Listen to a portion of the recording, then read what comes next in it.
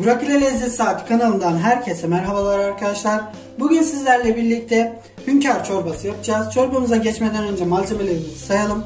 Burada bir adet orta boy soğanımız, 1 yemek kaşığı margarin, 2 yemek kaşığı un, tuz, karabiber, 3 yemek kaşığı sıvı yağ, 1 su bardağı süt, 1 tutam dereotu, 2 diş sarımsak, 3 adet de patlıcanımız var. Dilerseniz yapımına başlayalım. İşte ilk öncelikle patlıcanlarımızı közlemekle başlayacağız. Bütün patlıcanlarımızı bu şekilde közledikten sonra çorbamızın diğer aşamalarını yapacağız.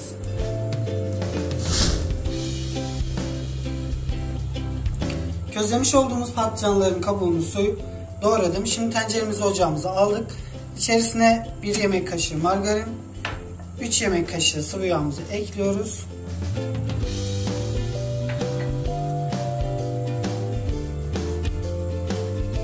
Eridikten sonra üzerine 2 yemek kaşığı unumuzu ekleyeceğiz.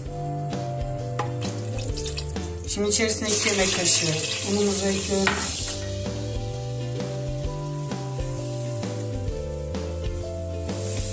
Biraz kavurduktan sonra şimdi üzerine soğanımızı ve sarımsağımızı ekleyeceğiz.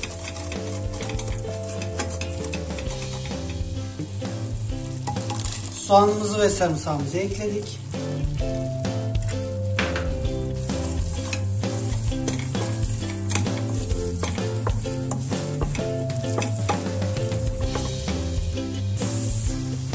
Soğanlarımı biraz kavurduktan sonra şimdi patlıcanlarını ekliyorum.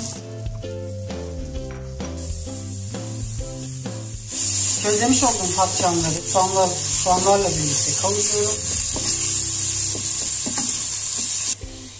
Şimdi üzerine 1 su bardağı sütümüzü ekliyoruz. Ve 4 su bardağı suyumuzu ekliyoruz.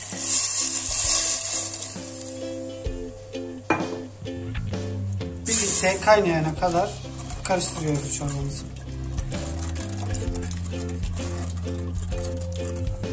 Çorban kaynamaya başladı. Şimdi tuzumu ve karabiberimi ekliyorum.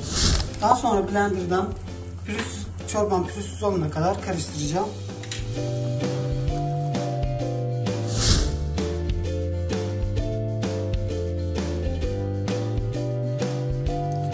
Çorbamızı blenderdan geçirdik. Şimdi üzerine 1 tutam dereotunu koydum. 1-2 dakika böyle karıştırdıktan sonra ocağımın altını kapatacağım. Çorbamızı ocaktan aldık. Gerçekten çok kıvamlı, çok lezzetli bir çorba oldu. Denemenizi tavsiye ederim.